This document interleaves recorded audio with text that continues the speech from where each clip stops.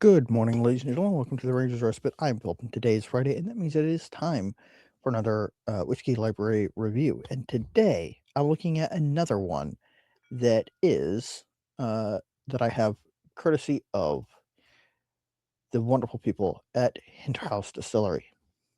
We're working on getting them onto the Single Malt Frontier, and they sent Doug and I samples of samples. Nate Randall is an amazing man. Discovery Batch 6 and Batch 1 of Singularity, which is what I'm looking at today. But before I do that, ladies and gentlemen, if you like what I do and you would like to support me in a more concrete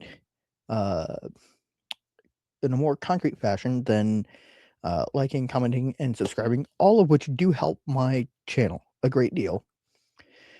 I am selling t-shirt designs on Spreadshirt. Basically, there's a link in the description down below. The sale of those designs, in particular, the ones that that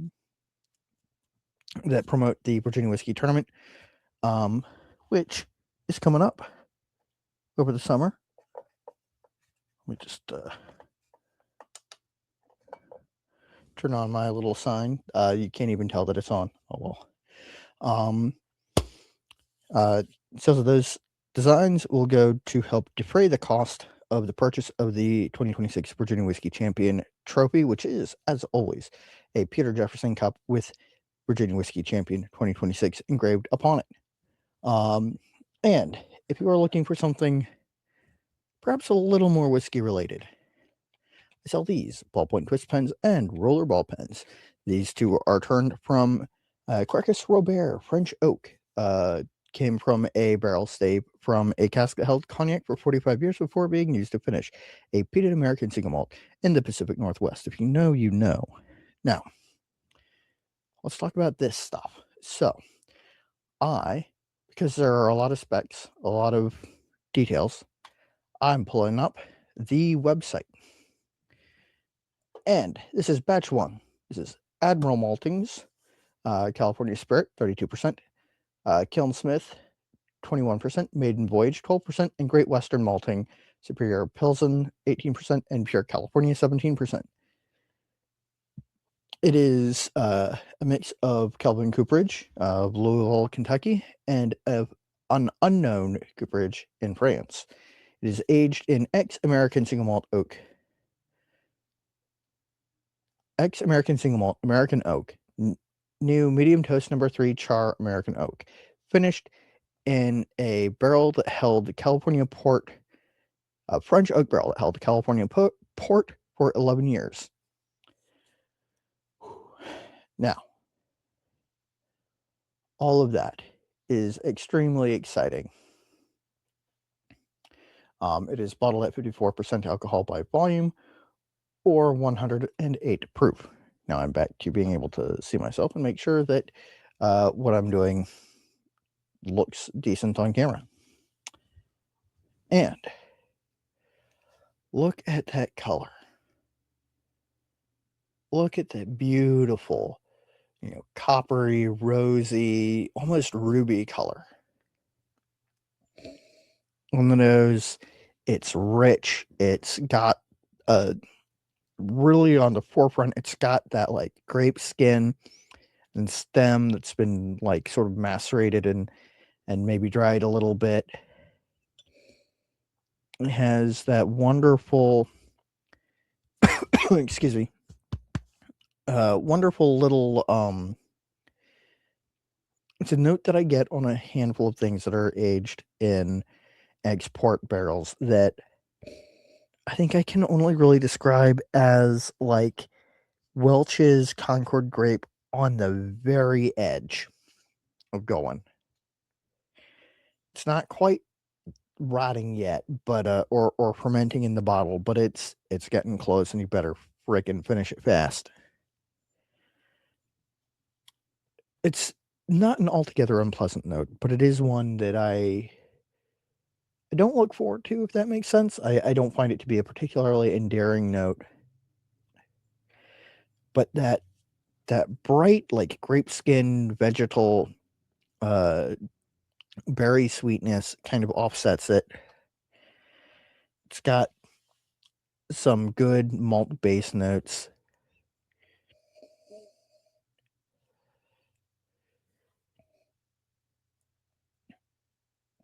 And some nice, like, honeysuckle, multiflora rose floral notes thrown in there too.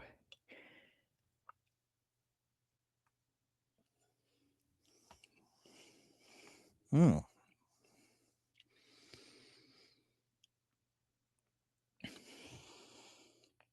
Wow. It is drying on the mouth, but in the same way that like a dry wine is, all that sweetness on the nose kind of transforms into a like well-rounded, whole grape crushed, um, barrel tannin, um, some like interesting like vanillins and caramel notes in there. Um, and it's very, very finish forward. I mean, I think that this barrel must have been still like dripping when they put the Singularity in there because it is really upfront. It's fascinating. Coming back to the nose, I get more of the malt now.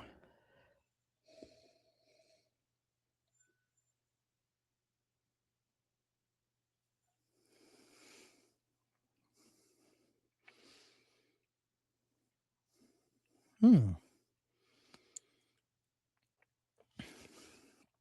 There's some like dark citrus notes in there, like the oil of orange peel rather than like orange juice. A little bit of like the pith. Interesting. There's a note in there that I can't quite identify. That's like old leather that wasn't properly taken care of. So like when like if you've ever been at like an estate sale or something and there's like an old leather jacket that was put away wet or not properly cared for and it's got this sort of scent to it that you can almost taste in your mouth that's like a like it's hard to describe, like not really a rot taste but like slightly sour, slightly sweet. It's interesting.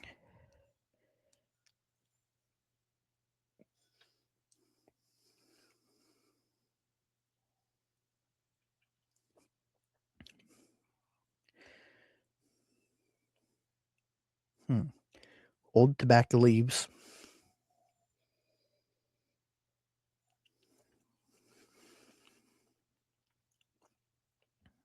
Hmm. This is moderately oily. It's got nice legs in the glass, and that oiliness sort of develops on the finish. Really clings to the corners of the mouth and delivers like more sweetness on the finish, I think, than on the palate. Some like wildflower honey, a little bit of that like sweet grape and berry note, something that's like like almost like sweet coffee, like not necessarily like you well, like you've like doctored your coffee up with like cream and sugar, but like um if you've ever um if you've ever had like the stuff that's like you take espresso, you pour a little bit of espresso in with brown sugar and you whip it until it's like a cream and then you put that in your coffee, kind of like that.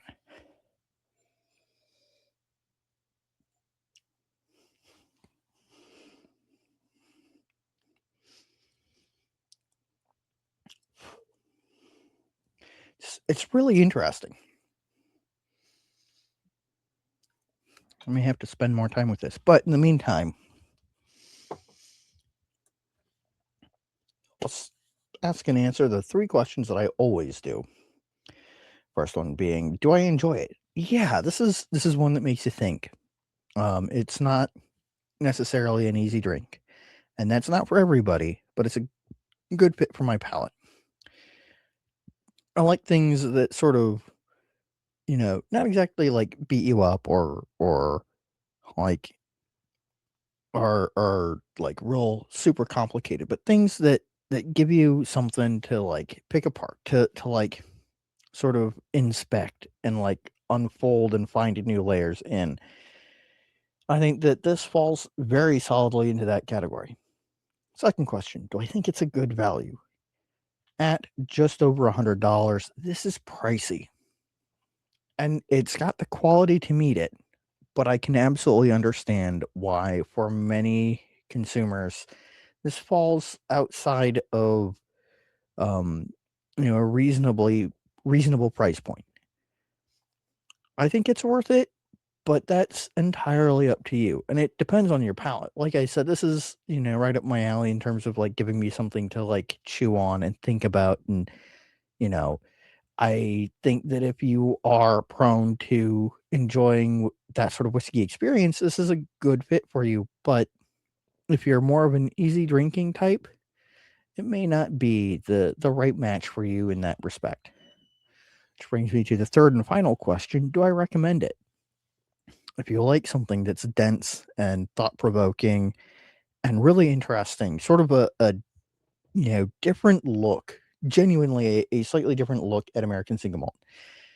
Most American single malts are not so heavy on a port finish. If it is port finished, it's usually sort of a light, mix in with some like really good, um, like American oaky notes, or some other finish in there to sort of temper the port. And I think this really brings out the port finish and puts it on the forefront with that good strong malt backbone. Um, so if you are a big fan of port finishes, yeah, I think this is a pretty good one to try. Um, if you are less interested in that sort of boundary testing, maybe not. All that said, this is really interesting, Graham. I'm going to sit and think about it for a little while after I sign off. Anyway, tomorrow I'm going to look at Lost Lantern's Middle West Rye bottling. Monday I'm going to do a sample video, and probably while I do the sample video, talk about things in general.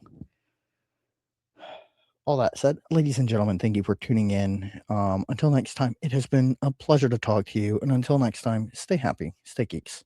Sláinte.